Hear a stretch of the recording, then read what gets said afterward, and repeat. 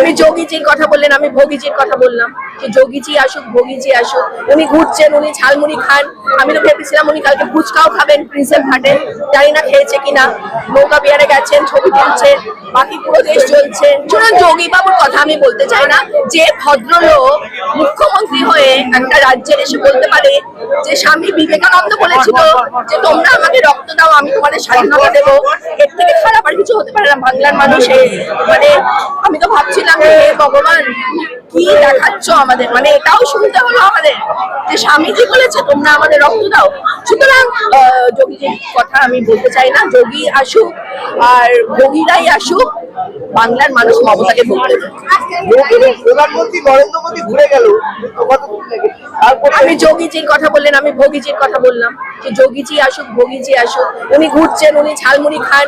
আমি তো ভেবেছিলাম উনি কালকে ফুচকাও খাবেন প্রিন্সেপ ঘাটে, জানি না খেয়েছে কিনা।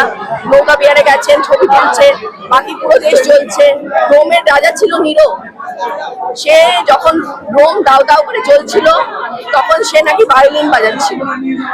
আমার তো সেই দৃশ্য কথা মনে পড়ছে, মণিপুর দাও দাও করে জ্বলছে আর আমাদের নরেন্দ্র মোদীজি নৌকা বিহার করছেন। বিজেপি বলছে লক্ষ্মীর ভান্ডার মমতা বন্দ্যোপাধ্যায় 500 টাকা দিচ্ছে, তারা ক্ষমতা আসলে 3000 টাকা করে দেবে। শুনুন, আগে দিল্লির মহিলাদেরকে বলুন 2500 টাকা দিতে। 1.5 বছর হয়ে গেছে, পয়সাও দেয়নি। আগে ওইটা করুন, যাদেরকে প্রতিশ্রুতি দিয়েছে তাদেরটা আগে কমপ্লিট করুন। বিহারে 9-10 হাজার টাকা দিয়ে চটচল দিয়ে ইলেকশনের আগে মহিলাদেরকে এখন দিয়ে গিয়ে বলছে ওই টাকা ফেরত দাও। সুতরাং ওদের কথা আমি বিশ্বাস করি না। বাংলার মানুষও করে না, বাংলার মহিলারাও করে।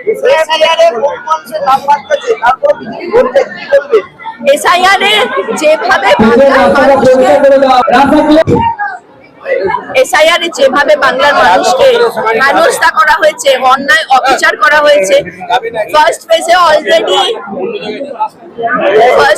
অলরেডি মানুষ বুঝিয়ে দিয়েছে, সেকেন্ড ফেজে আরো বুঝিয়ে দেবে।